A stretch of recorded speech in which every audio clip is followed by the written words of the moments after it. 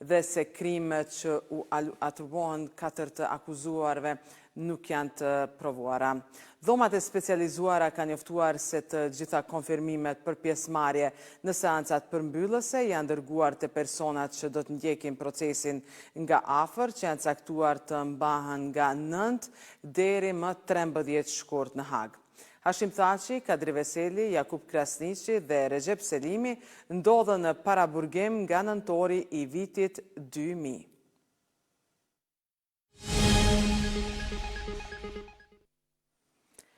Një situatë e tensionuar është shënuar mëngjesin e sotëm në hapësirat përreth tregut të automjeteve në Prishtinë, ku ka pasur përplasje verbale me zyrtarëve të policisë së Kosovës dhe shitësve ilegal.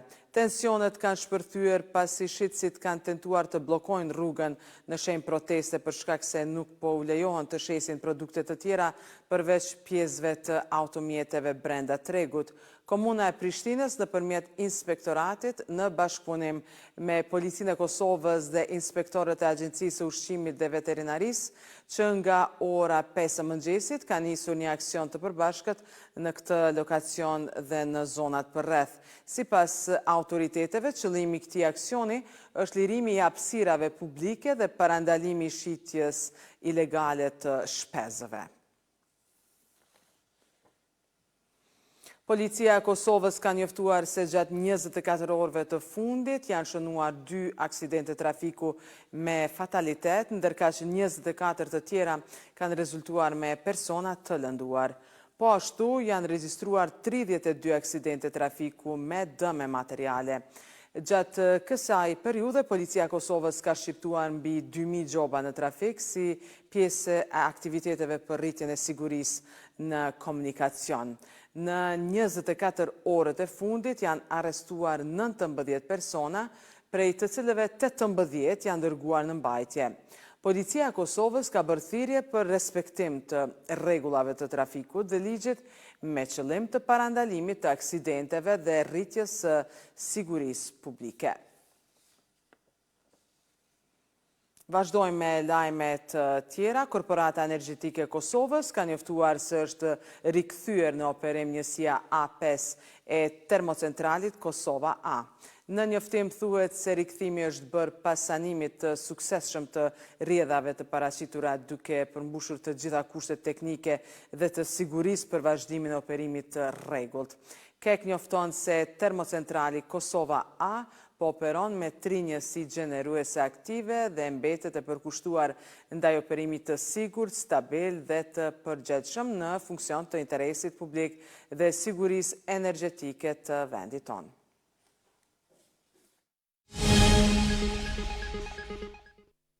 Bashkimi ka fituar derbin ndaj Yllit me rezultat 68-63 në palestrën 13 qershori në kuadër të Superligës së Kosovës në basketbol.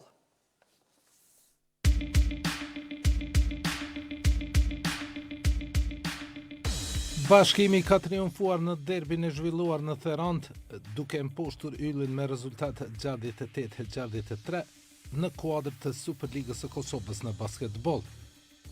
Ndeshja e zhvilluar në palestrën 13 qershori ishte fort dhe me ritëm të lartë nga fillimi deri në fund. Çereku i pari takoi vendasve, të cilët u mbështetën në gjuajtjet nga distanca të Scott Bamford dhe të Antoine Scott për të krijuar një afërsi të lehtë 25-23. Në periudhën e dytë, Bashkimi e kontrolloi më mirë lojën. Shannon Shorter organizoi sulmin me qetësi, ndërsa Kenny Water GR kontribuoi në zonë duke bërë që mysafirët të shkojnë në pushim me avantazh minimal 40-39. Pas pushimit, Bashkimi shfrytëzoi gabimet e Yllit, realizoi pikë të lehta në tranzicion dhe rriti diferencën. Ylli mbeti në lojë fal treshëve të Bamford dhe lojës së fortë nën kosh të Brandon Hoffman, i cili regjistroi 11 pikë dhe 12 kërcime. Në çerekun e fundit, vendasit tentuan rikthimin, por kontributi nga stori Malcolm Armstead dhe vendimarrja e saktë e Shorterit në momentet të vendimtare i asiguruan fitoren Bashkimit.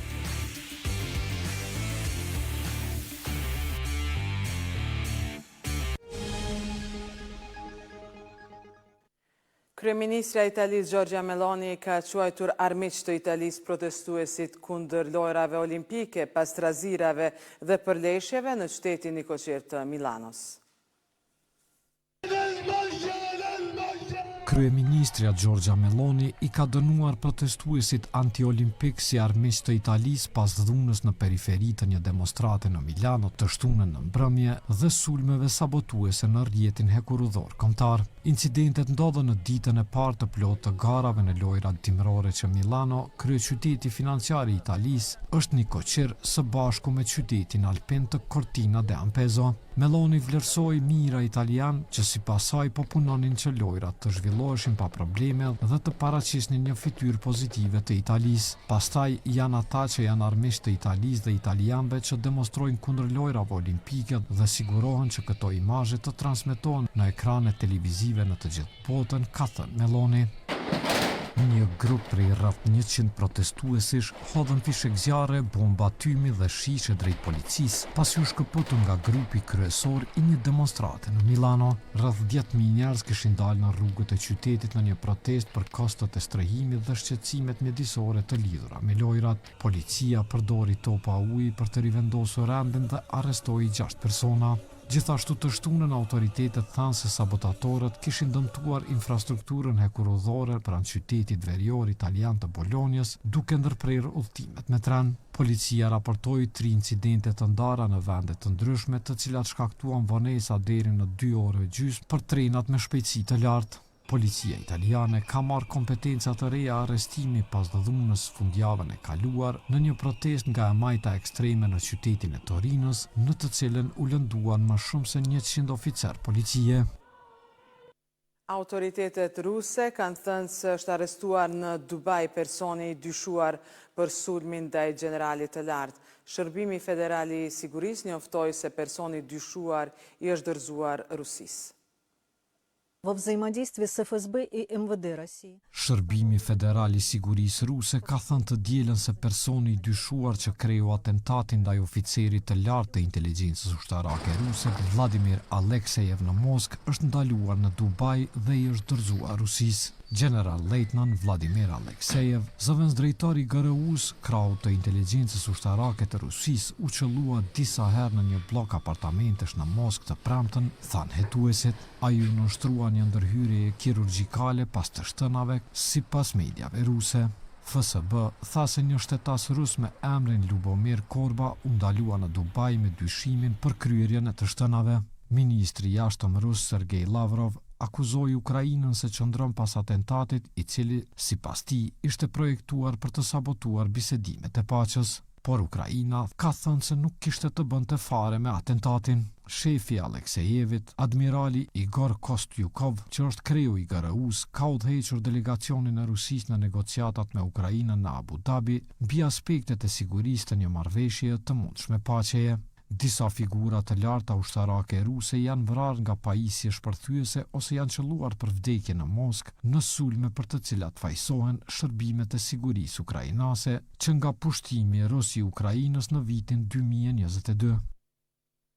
Japonezët po votojnë në zgjedhjet e përgjithshme ku kryeministri Takaichi po synon rritje votash në zgjedhjet e rralla të dimrit.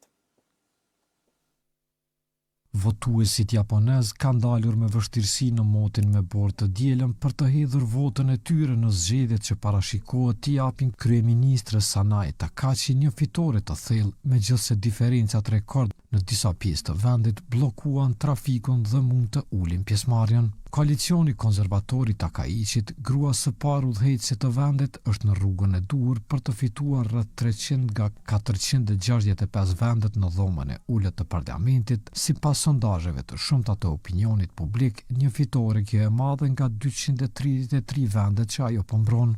Në prefekturën qendrore të Nigatës, ku bora u grumbullua në më shumë se 2 metra në disa vende, shumë japonez kanë dalur për të votuar pavarësisht kushteve.